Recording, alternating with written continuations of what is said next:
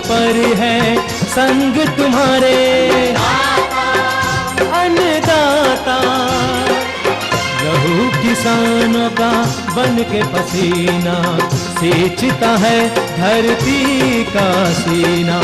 मेहनत का तेरी हक दिलवाने, नई तकनीक नई खोज बताने।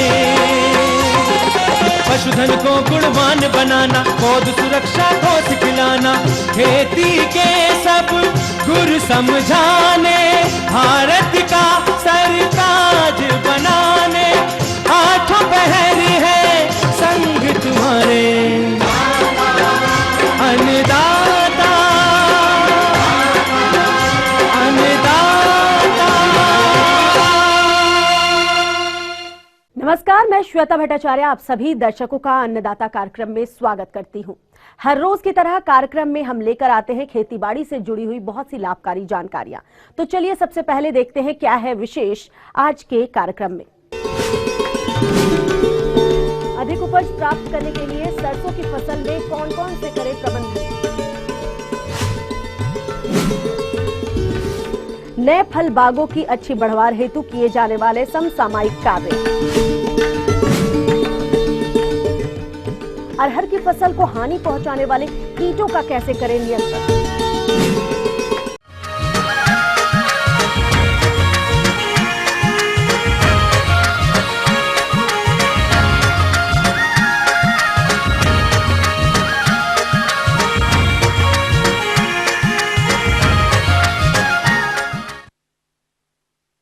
हमारे जिन किसान भाइयों ने समय से सरसों की बुआई कर दी होगी, उनकी फसल इस वक्त बढ़वार की अवस्था पर है। हमारे किसान भाई जिन्होंने सरसों की फसल लगा रखी है, जिसकी बढ़वार ठीक तरह से नहीं हो रही है, इसलिए फसल की अच्छी बढ़वार के लिए कौन कौन से कार्य जरूरी हैं, उसकी जानकारी चाहते हैं। मैंने 4 बीघे में सरसों की फसल बोई थी। मैंने 2-2 बीघे में 2 पार्टीशन करके फसल बोई है। 2 बीघे में मैंने 60 दिन पहले फसल लगाई थी, उसमें फल फूल आ चुके हैं। उसके बाद 30 दिन पहले मैंने फसल बोई है, वो अभी क्रियान्वित है। इस फसल में हमें कौन से प्रबंधन करने चाहिए और इस फसल में आने वाले रोगों की रोकथाम के लिए हम कुछ उपाय करना चाहते हैं। अतः इस विषय पर जानकारी के लिए हमारे सहयोगी ने संपर्क किया कृषि विज्ञान केंद्र कालूखेड़ा जिला रतलाम के एक कृषि वैज्ञानिक डॉक्टर SB शर्मा से। किसान भाइयों, आपको आज सरसों फसल के बारे में कुछ जानकारी देना चाहता हूं। जो बेसिक रूप से पहले प्रारंभिक अवस्था पे तो हमारा फास्फोरस, पोटास और 1 नाइट्रोजन की मात्रा दे दी गई है किसान भाइयों द्वारा। लेकिन वर्तमान में जिन्होंने जैसे प्रथम सिंचाई हम करने जा रहे हैं 30 से 35 दिन पे, तो निश्चित रूप से करीब करीब 1 बीघा में 15 से 20 किलो यूरिया सिंचाई के समय जरूर दें। और बाकी यदि हमको लगता है तो हम इस पर एक आध स्प्रे माइक्रो न्यूट्रिएंट का भी कर सकते हैं, जैसे बोरान है और सल्फर है। यदि हमने सल्फर पर्याप्त मात्रा में बेसल डोज में पहले दे दिया है, सुपर फास्फेट, तो हमको सल्फर अतिरिक्त रूप से देने की आवश्यकता नहीं। जहाँ पर किसान भाइयों ने अभी लेट सरसों लगाई है, तो वो अभी वानस्पतिक वृद्धि की ओर है। यदि तो सिंचाई की सुविधा है और वातावरण ठीक है, तो हम चाहें तो उसमें थोड़ा ऊपर से तोड़ाई भी कर सकते हैं। ऐसा कर देने से जो अनुसंधान से रिजल्ट आए हैं, उसमें उत्पादन में वृद्धि हुई है, क्योंकि एक ऊपर की शाखा को तोड़ देने से कई ब्रांच पैदा हो जाती हैं, जिससे हमारा उत्पादन बढ़ता है। तो ये भी सरसों के साथ कर सकते हैं। जिन्होंने पूर्व में लगाई है, अर्ली लगा दी है जिन्होंने अक्टूबर माह में, वो सरसों में लगभग फूल और फली की अवस्था में है। किसान भाइयों को ये भी सलाह दी जाती है अभी कि जहाँ सरसों में फूल आके फली बन रही है, तो सिंचाई का ध्यान रखें। सिंचाई इस समय अनिवार्य है और एक सिंचाई दें। जब दाना भर जाए कंप्लीट, उसके बाद सिंचाई की आवश्यकता नहीं है। जब हमारा दाना भरने की स्टेज है या फूल आ रहा है, तो जहाँ सिंचाई की आवश्यकता लग रही है ज़मीन के हिसाब से, हमारी जैसी भूमि है तो उस हिसाब से सिंचाई व्यवस्था कंप्लीट करें। अभी जो फील्ड में देखने में आ रहा है वो कहीं कहीं पर जो है एफिड का जो है अटैक हो गया है। तो किसान भाई ऐसी स्थिति में, चूँकि अभी टेम्परेचर भी काफ़ी हाई जा रहा है, तो ध्यान रखें उसमें अभी एक या तो इमिडाक्लोपिड 17.8 SL का स्प्रे अभी करें निश्चित रूप से, उसमें 3 लीटर पानी में 1 ml के हिसाब से, तो जिससे ये हमारा जो भी एफिड का अटैक है, जिसको अपन माहू बोलते हैं, तो ये समस्या दूर हो जाएगी। साथ ही कुछ जगह पे अभी ये भी समस्या देखने में आ रही है कि हल्का हल्का सा कुछ वैरायटियों में जो है पाउडरी मिल्ड्यू भी देखा जा रहा है, भभूतिया रोग। तो इसके नियंत्रण के लिए किसान भाई जो घुलनशील सल्फर है 80% WP, वो 3 ग्राम प्रति लीटर पानी के हिसाब से स्प्रे करें, तो उससे भभूतिया रोग पर नियंत्रण पाया जा सकता है। और इसके अलावा जहाँ पर थोड़ा सा संभावना कभी कभी इसमें जो पुरानी वैरायटी है लगाया है, तो उसमें रस्ट की भी संभावना हो सकती है। वाइट रस्ट ये भी फफोले जैसा हो जाता है पत्ती पे, और इसके नियंत्रण के लिए हम जो है उसमें कोशिश करें, ये मैंकोजेब और इसका कॉम्बिनेशन आता है उसका स्प्रे करें, तो उससे भी हम निजात पा सकते हैं। तो ये सब सामूहिक कार्य हैं सरसों में जो किसान भाइयों को भी करना अनिवार्य है, और इन पर ध्यान रखें। सरसों हमारी बहुत नकदी फसल है, तिलहनी फसल है, कम लागत की फसल है, बहुत कम लागत में हम अच्छा मुनाफा कर सकते हैं।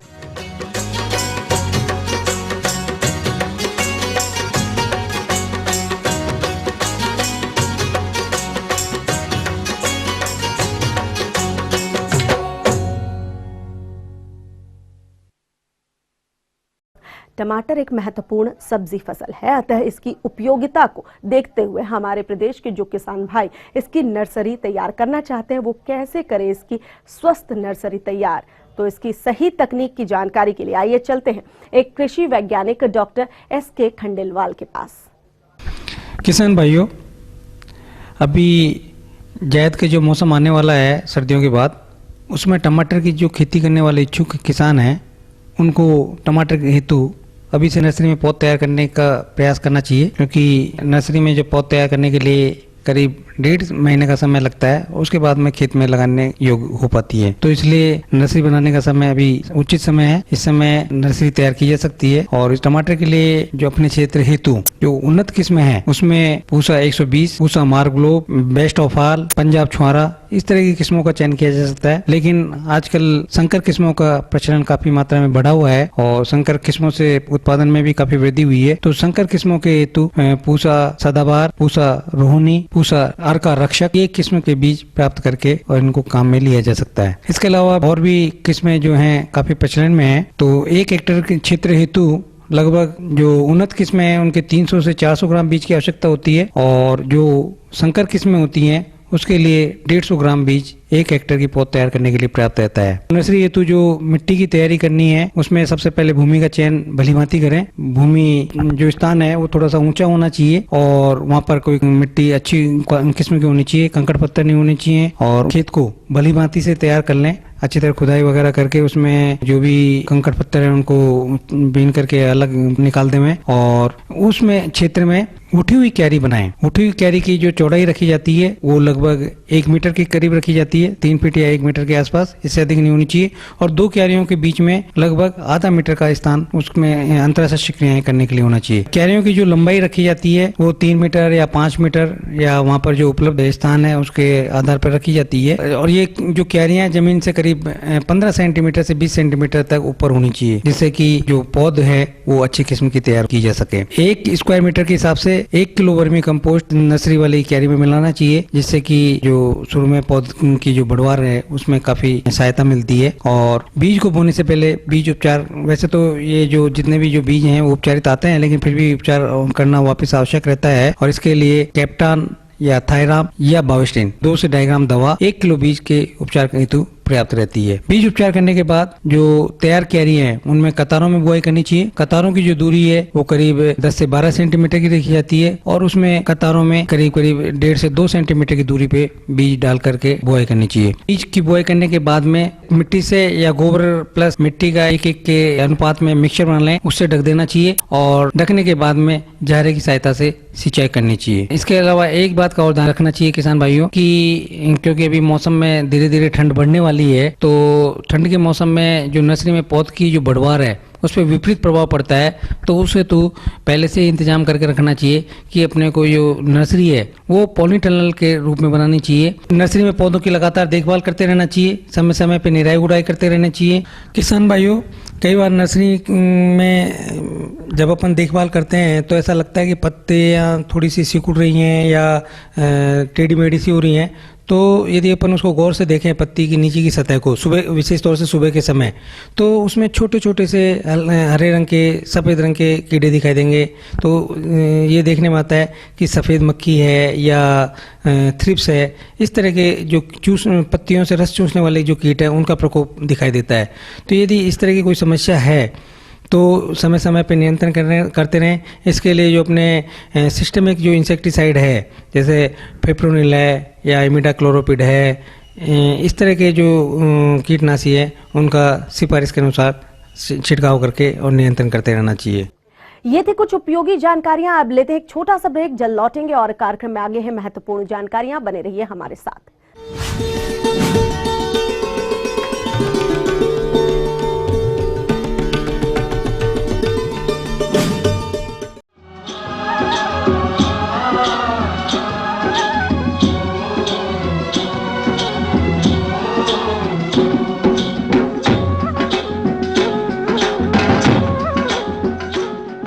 ब्रेक के बाद एक बार फिर से आप सभी दर्शकों का अन्नदाता कार्यक्रम में स्वागत है। बढ़ते हैं अगली प्रस्तुति की ओर।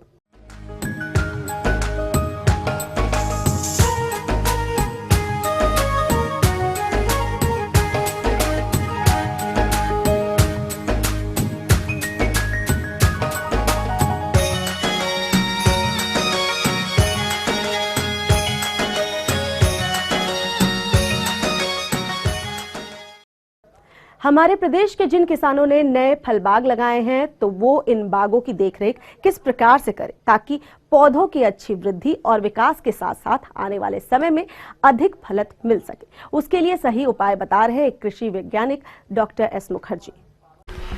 किसान भाइयों, अभी वर्षा ऋतु में कई किसान भाइयों ने फलों के बगीचे लगा लिए होंगे, जैसे अनार, अमरूद, नींबू, पपीता आदि। लेकिन क्या होता है, कई बार हम बगीचा लगाने के बाद में 15-20 दिन तक तो बहुत देखभाल करते हैं अच्छी तरह से, उसके बाद उसको छोड़ देते हैं, आप भूल जाते हैं। ऐसा नहीं करना चाहिए। तो उसका शुरू से अंत तक ही आप अगर अच्छी तरह देखभाल करेंगे तो ही वो आपको अच्छा फलत या अच्छे फल देंगे। तो इसलिए किसान भाई जिन्होंने चौमासे में फल वृक्ष लगा लिए, उनको जो है अभी कुछ बातों का ध्यान रखना चाहिए।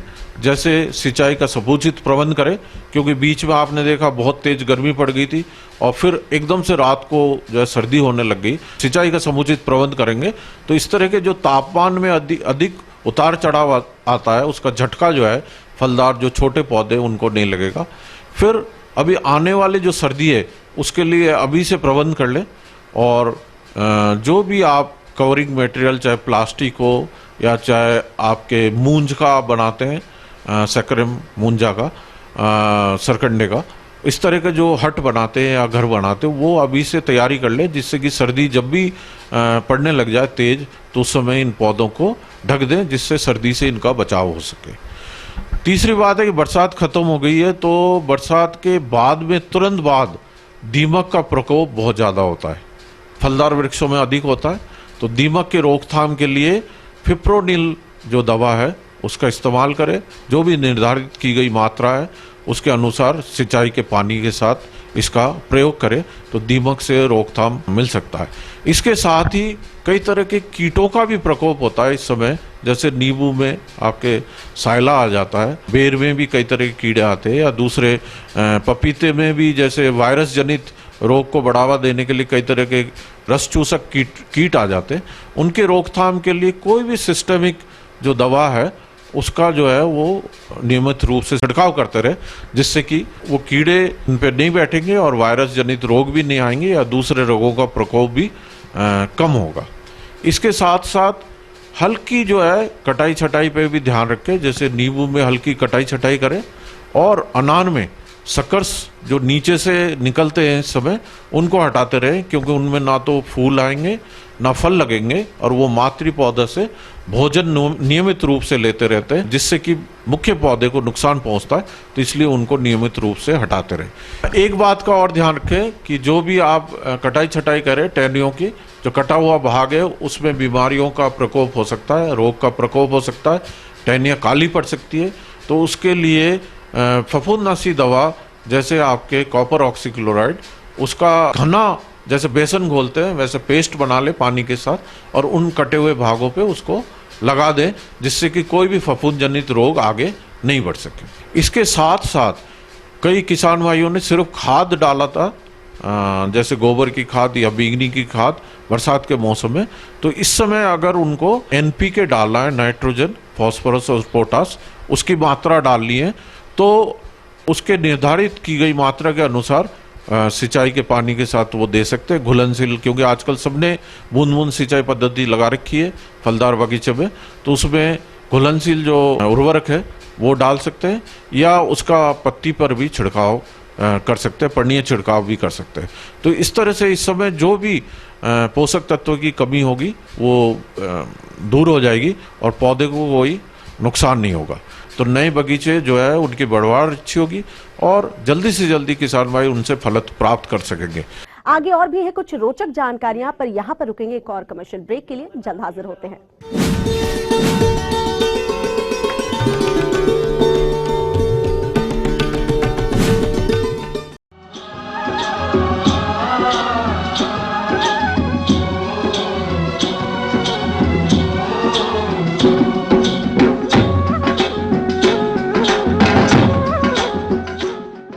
ब्रेक के बाद आप सभी दर्शकों का स्वागत है। चलिए अब रुख करते हैं अगली कड़ी की ओर।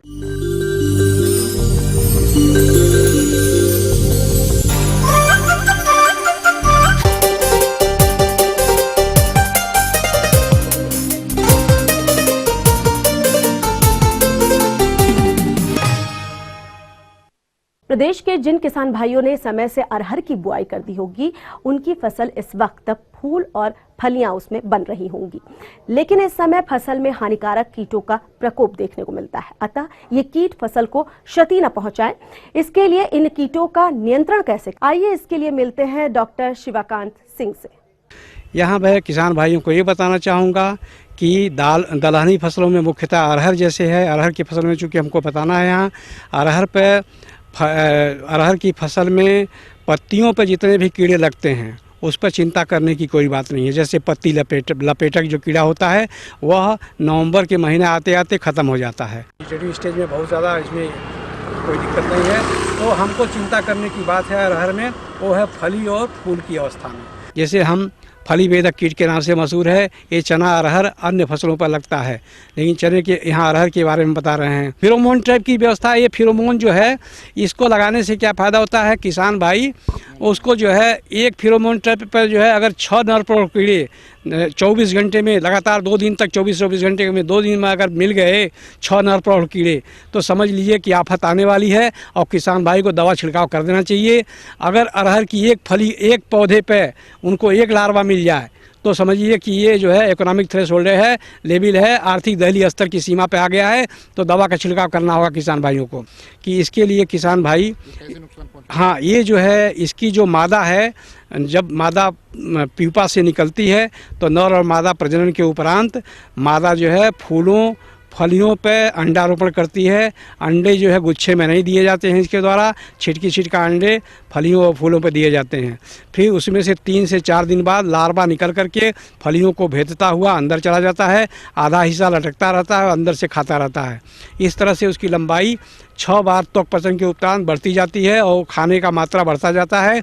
इस कीड़े की जो हेलिकोवर्पा आर्मीजेरा फलीवेदक कीट है, इसके first star, second star, third star, 3 star जो इसका होता है, इस 3 अवस्थाओं में अगर आपने आक्रमण को रोकने के लिए कोशिश की तब तो आप कर पाओगे। अगर इसकी लंबाई बढ़ गई, 4th स्टार से आगे बढ़ गया तो आपको दिक्कत होगी, पेस्टिसाइड की मात्रा भी ज़्यादा खपत होगी और कीड़े मरेंगे भी कम।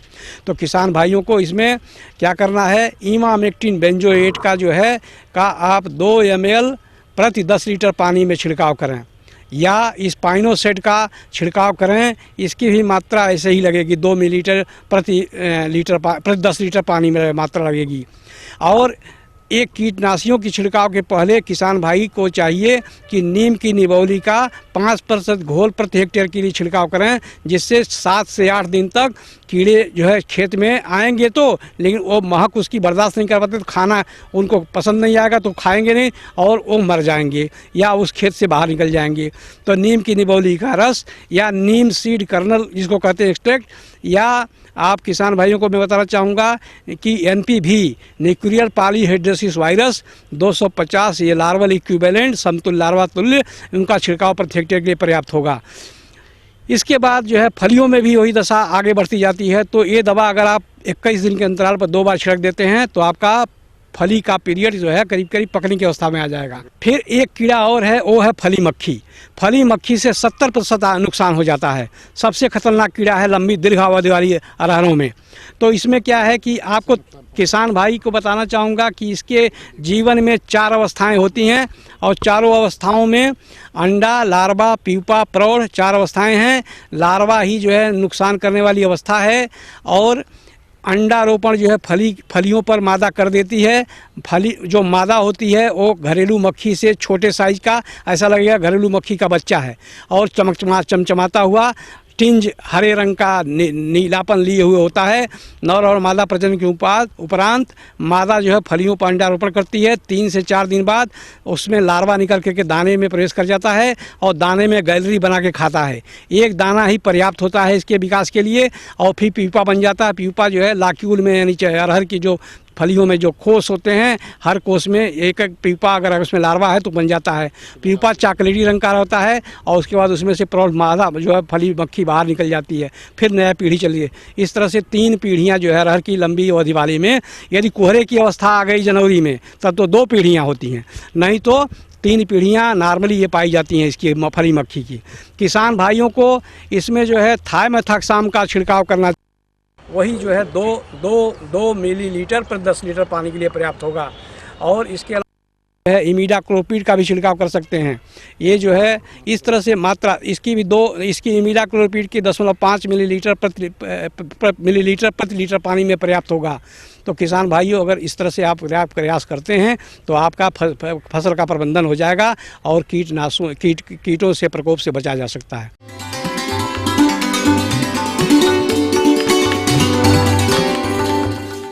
अन्नदाता हेल्पलाइन निशुल्क फोन संपर्क सेवा के माध्यम से आपके द्वारा पूछे गए प्रश्नों में से 1 या 2 महत्वपूर्ण प्रश्नों को हम अपने कार्यक्रम में शामिल करते हैं। इसी के तहत आज का चयनित प्रश्न और उसका जवाब इस प्रकार है। अन्नदाता निशुल्क फोन संपर्क सेवा के माध्यम से पूछे गए प्रश्नों में से आज हमने जिस प्रश्न को कार्यक्रम में शामिल किया है उसे पूछा है ग्राम तितरी, जिला रतलाम के कृषक कमल पाटीदार ने। इनकी लहसुन की फसल में कीट एवं रोगों का प्रकोप देखने में आ रहा है, यह इसके नियंत्रण पर जानकारी चाहते हैं। तो कमल पाटीदार जी, आपकी जानकारी हेतु प्रस्तुत है कार्यक्रम का यह अंश। लहसुन की फसल में जो मुख्य से रोग आते हैं मैं उसके ऊपर थोड़ा सा प्रकाश डालना चाहता हूं। इस समय जो आपके लहसुन फसल में जो रोग आते हैं वो एक आता है पर्पल ब्लॉच, बैगनी रंग का धब्बा। जब आपकी पत्तियां होती हैं, पत्तियों पे थोड़ा सा एक ब्राउन कलर का स्पॉट पड़ता है, धीरे धीरे वो आँख की तरह बढ़ता चला जाता है, जिससे कि पत्तियां पूरी डैमेज हो जाती हैं और उसमें फोटोसिंथेसिस क्रिया कम होती है और ये बड़ा तेजी से रोग फैलता है, जिससे पीलापन पहले बढ़ता है, फिर उसके बाद पूरी फसल। एक इसमें रोग आता है झुलसा रोग, वो भी लाइट की तरह है, तो उसका भी जैसे पत्तियां पीली पड़ना और उनके धब्बे पड़ते होंगे, जिसकी वजह से फोटोसिंथेसिस क्रिया उससे भी प्रभावित होती है। इसलिए झुलसा जो भी ब्लाइट होता है उससे भी आप जो दवाएं रासायनिक हैं उनसे उपचार कर सकते हैं। तीसरा आपका आता है इसमें तना गलन रोग हो जाता है। जब चौपाई करते हैं तो डैम्पिंग हो जाती है, उसके अभी उपाय करना बहुत जरूरी है, जिससे आपकी आगे की जो फसल है उससे प्रभावित ना हो। फिर इसमें सबसे सबसे ज्यादा मुख्य कीट आता है वो थ्रिप्स होता है। थ्रिप्स जब आता है, जो आपकी जो कोपिल्स होती है, जो बीच वाला भाग होता है, उसमें छोटे छोटे से सफेद रंग के अंडे होंगे। आप उनको लेंस से या किसी से देखेंगे और पत्तियां उखाड़ेंगे तो छोटे छोटे से आपको महीन से मच्छर टाइप के दिखाई देंगे, ये थ्रिप्स है। और जैसे ये एडल्ट होता है तो ये पूरे आपकी फसल को बर्बाद कर देता है, क्योंकि फिर जगह जगह वो बीच में जो भाग होता है, पोपल होता है, जो आप बीच वाला भाग सेंटर होता है, उसमें अंडे दे देती है, तो जिससे वो पूरे आपके लीफ के चारों तरफ कवर हो जाता है और उसका रस चूसना प्रारंभ कर देता है। और रस जब चूस लेता है तो पत्तियों में फोटोसिंथेसिस क्रिया नहीं होती है, कंद में जो भोजन जाना चाहिए था वो कंद में भोजन नहीं जाता है, और वो आपका जो फसल का उत्पादन होता है और वजन होता है वो कम हो जाता है। तो थ्रिप्स के लिए भी आपको जो थ्रिप्स के लिए जो रासायनिक के साथ साथ कुछ जैविक उपाय बताए जाएंगे, आप उसको ध्यान रखिए और उनको आप करिए, और उससे आपको फसल अच्छा उत्पादन मिलेगा। तो जब अगर कोई लहसुन में रोग आता है, जैसे बैंगनी रोग या झुलसा रोग या तना गलन की समस्या आती है, उसके लिए एक आता है मार्केट में आता है आपका एक कॉपर ऑक्सीक्लोराइड। आप 2 ग्राम 1 लीटर पानी में मिलाकर उसका छिड़काव कर दे सकते हैं। साथ में उसमें चिपको जरूर डालिए, जिसकी वजह से, क्योंकि पत्तियां इसकी चिकनी होती हैं, जब आप दवा का छिड़काव करते हैं तो वो जब चिपको डालेंगे तो पत्तियों पे वो चिपक जाएगा और उसका रिएक्शन जो टाइम होगा वो बढ़ जाएगा। या विभिन्न प्रकार के जो कंपनियां हैं वो आजकल एक प्रोडक्ट बना रही है, कार्बाबेंडाजिम और मैनकोजेब का, तो आप उसको प्रोडक्ट ले सकते हैं जिसमें कार्बाबेंडाजिम 18% और मैनकोजेब 63% का आता है। आप उसका 2 ग्राम 1 लीटर पानी में लेके आप उसका छिड़काव कर सकते हैं। तो इस प्रकार से आपके रोग जो भी होगा वो आपका तुरंत कंट्रोल हो जाएगा। अगर इसमें आपको थ्रिप्स की प्रॉब्लम होती है तो थ्रिप्स के लिए एक ब्लू कलर का मैजिक स्टिकी टेप आता है। आप लहसुन की फसल के 1 फीट ऊपर टी नुमा बनाकर उसमें दोनों छेद होते हैं, आप उसमें टांग दीजिए, या कोई प्लास्टिक हो तो उसको आप लेके ब्लू कलर की या नीले रंग की हो, उस पर मूवी ऑयल लगा लीजिए जो जला हुआ होता है और उसको टांग देंगे, जिससे कोई भी थ्रिप्स होगा वो उसमें चिपक जाएगा, जिसकी उसकी पॉपुलेशन कंट्रोल हो जाएगी। और साथ में आपकी एक मॉनिटरिंग भी हो जाएगी कि आपके खेत में थ्रिप्स आ गया है, तो आप उसका फिर रासायनिक उपचार कर सकते हैं। रासायनिक उपचार करने के लिए आप उसमें इमिडाक्लोप्रिड 17.8 SL का आप लेके उसको 5 ml 15 लीटर पानी में मिलाकर इसका छिड़काव कर सकते हैं। कभी कभी किसान होता है कि अपने मन से कीड़े के लिए कि आप 2-3 दवाओं का मिक्सचर बना के छिड़कने लगता है, ये बहुत ज्यादा घातक होता है, क्योंकि उससे आपको फायदा नहीं नुकसान होता है। तो आपने 2-3 दवाओं का जब कॉकटेल बना के छिड़कते हैं, उससे जो कीड़ा होता है उसकी रेजिस्टेंसी पावर बढ़ जाती है। जब रेजिस्टेंसी पावर बढ़ जाएगी तो फिर वो आगे का भविष्य के लिए वो कीड़ा फिर उस दवा से नहीं मरेगा। तो जो रिकमेंडेड, जो संतुलित की हुई कीटनाशक दवाएं हैं, उन्हीं की निश्चित निर्धारित मात्रा जो है उसी का छिड़काव करें। और दूसरी चीज कि आप जब भी छिड़काव करें किसी चीज का, तो आप उसमें पानी की मात्रा कम ना करके आप पौधे को पूरा तर करें, दोपहर के बाद छिड़काव करें, जिससे कि उसका प्रभाव जो कीटनाशक या फफूंदी नाशक का उसका जो एक्टिवनेस है वो ज्यादा बढ़ता है। और दूसरी चीजें कि आप उसमें जब तक कोई रिकमेंडेशन ना हो, कोई भी अपने मन से किसी तरह का टॉनिक, किसी तरह का पेस्टिसाइड आप कॉकटेल बनाकर मत छिड़कें। अब आइए देखते हैं कल दिखाए जाने वाले कार्यक्रम की मुख्य झलकियां। गेहूं की फसल की उचित बढ़वार के लिए कौन कौन से करे उचित कार्य। जैविक विधि से कृषि और कृषि सह व्यवसाय अपनाए राजस्थान के किसान की सफल कहानी। हम ये उम्मीद करते हैं कि आज का कार्यक्रम आप सभी दर्शकों के लिए उपयोगी रहा होगा। किसान भाइयों, अन्नदाता आपकी सेवा के लिए संकल्परत है। कृषि संबंधित समस्या और सुझाव के लिए आप हमें इस पते पर संपर्क कर सकते हैं। प्रोड्यूसर अन्नदाता ETV Madhya Pradesh Chhattisgarh, Ramoji film city Hyderabad 501512। साथ ही आप हमें ईमेल भी कर सकते हैं। हमारा ईमेल एड्रेस है annadatamp@etv.co.in। इसके अतिरिक्त आप हमें निःशुल्क हेल्पलाइन नंबर 180010845999 पर सोमवार से शनिवार सुबह 10 से शाम 4 बजे के बीच संपर्क कर सकते हैं। फिलहाल अन्नदाता की पूरी टीम को दीजिए इजाजत। कल फिर इसी वक्त आपसे मुलाकात होगी कृषि संबंधित कुछ और महत्वपूर्ण जानकारियों के साथ। नमस्कार।